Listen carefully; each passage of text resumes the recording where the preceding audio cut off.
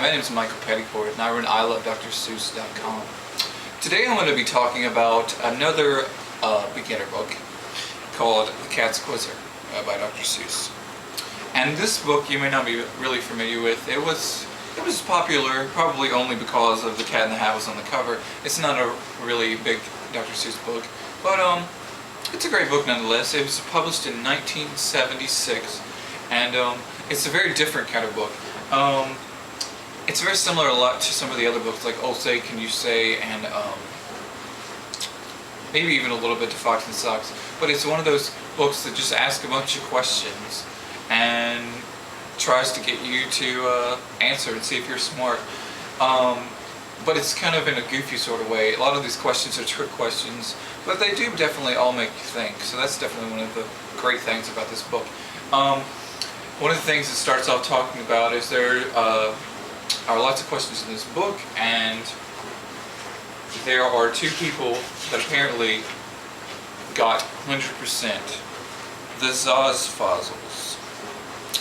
Now these, I guess they're brother and sister. Yes, brother and sister, and they both got 100% of the questions wrong. And so the whole thing throughout the book is, are you smarter than a Seuss? Now I've never heard of any last name with 5 Z's in it, but of course Dr. Seuss had to come up with one. So it's a fun, interesting book, and just basically you go through and it has questions like which end of a bee stings you, or which grows faster, an uncle's eyebrows or his mustache, or do elephants have uncles, and stuff like that. Some of these I thought were kind of tricky. Even I had a little trouble, like where do peanut trees grow from? Because they got this big old tree plant drawing, and you think, well, maybe that's possible. I don't think so, but it kind of gets you a little bit off the track. So it's got some good questions. It's got some legitimate questions like how old do you have to be elected to be the president of the United States, or to vote, or to drive a car, or things like that.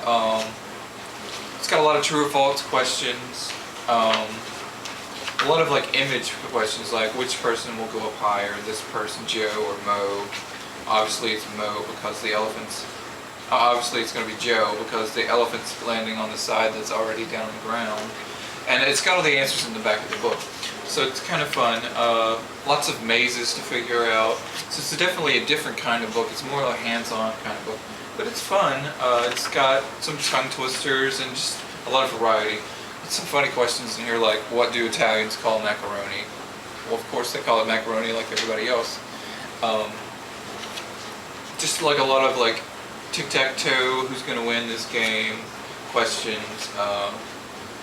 Just kind of some like outrageous questions like if a dinosaur walked into your backyard, what would you do?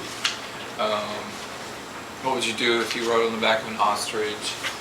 Some just interesting questions like this one. Which goes farther, ping pong or bow?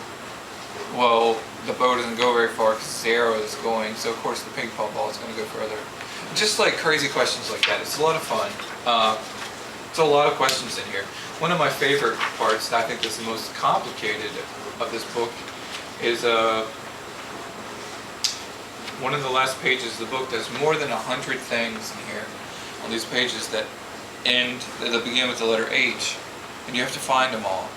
And it has the answers, of course, but it's just a really crazy picture, and it's hard to find them all. It reminds me a little bit of like Where's Waldo or something. But it's just fun, and it's just got some really crazy pictures, like here's the cat in the hat getting all exhausted. It almost looks like Max is over here pulling his tail. So it's a fun book. It's definitely a fun book. It's not one of the more well-known Dr. Seuss books, but that doesn't make it any less enjoyable. So if you haven't ever read this, or it's been a long time, you might want to check it out. It's definitely a good book. Thanks for watching, and I'll talk to you soon.